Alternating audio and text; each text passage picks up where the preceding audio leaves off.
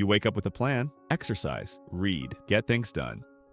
Then you pick up your phone, just for a second. And an hour later, you're still there. You don't even know what you were looking for. The same thing happens with food. You told yourself today is the day. You eat clean. Then someone puts something good in front of you, and that's the end of that. Two situations, but one collapse. And the easy answer is you have no willpower. But willpower is the wrong diagnosis. Because the moment you blame willpower, when the problem becomes about your character, your discipline, your personality, who you are as a person. And you cannot fix a structural problem by fixing your personality. So maybe we need to look somewhere else, somewhere much older. The 18th century philosopher David Hume had a simple idea. Humans are not driven by reason.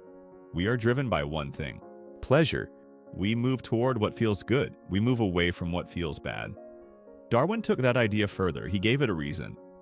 We chase pleasure because pleasure once meant survival. And for most of human history, that was exactly true. Because pleasure and survival pointed in the same direction.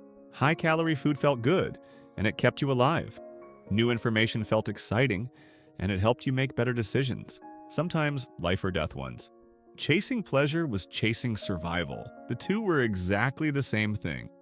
But evolution gave us something else alongside pleasure: a contract. Your body and nervous system calibrated themselves around a world of scarcity, a world where there was never too much. Your digestive system was built to handle so much food. Your nervous system was built to process so much information. Not endless, not infinite, just enough. That's the contract, built into your biology over hundreds of thousands of years. In a scarce world, the contract was never in danger. You'd chase pleasure, but the world itself would limit how far you could go. There simply wasn't enough food to break your body. There simply wasn't enough information to break your mind. Pleasure and the contract lived in balance, and then, until now. Today, pleasure and survival have come apart. Completely. Food is everywhere, engineered by scientists to hit your brain's reward system with precision. Your body hears the same signal it always did. This feels good. Take more. But now the supply never ends. And information is the same story. Algorithms designed to look exactly like the kind of novelty your brain was built to chase. Infinite feed, infinite signal. The pull never stops. For the first time in human history, the things that feel good are killing you. Excess calories don't keep you alive anymore. They give you hypertension, diabetes, and stroke. They shorten the life they were supposed to protect. And excess information doesn't sharpen your thinking anymore. It keeps your sympathetic nervous system in a permanent state of alert. Your body thinks it's in danger all the time. Anxiety, restlessness, the inability to focus. Not because something is wrong, because your nervous system was never built for this much input. This is what I'd call informational obesity. Just like your body can accumulate more fat than it can use, your mind can accumulate more stimulation than it can process. The contract says, there's a limit, but the pleasure signal says, just more. Hume was right, we follow pleasure. But evolution gave you that pleasure for a reason, not to entertain you, not to distract you, to keep you alive. We are the first generation in which those two things have come completely apart. And most of us don't even have a name for what we're feeling, so what do you do with that? You can't think your way out of it, because the pleasure signal is faster than thought. It moves before you decide. But here's the thing. The contract isn't just an idea, it's written into your body.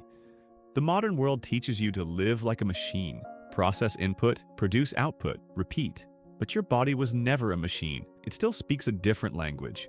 The language of seasons, sunlight, fatigue, hunger, silence. And every time you drown that language out, with one more scroll, one more bite, one more hit of stimulation, something inside you gets a little harder to hear, but your body still knows the way.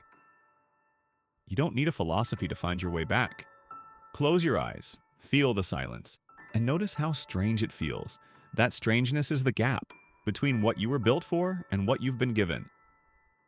Or move your body, not to optimize, not to perform, just to remember that you are a physical thing, with limits, with rhythms, with a biology that predates every algorithm ever written. These moments don't fix the system, but they bring you back to yourself. And when the pull comes again, the scroll, the bite, the one more. You might just have enough ground under your feet to pause, not to fight the pleasure, but to remember what you were built to hold. And Hume was right. We are ruled by pleasure, but we still get to decide what kind of pleasure we listen to. The kind the algorithm engineered for you, or the kind your body has been pointing toward for hundreds of thousands of years.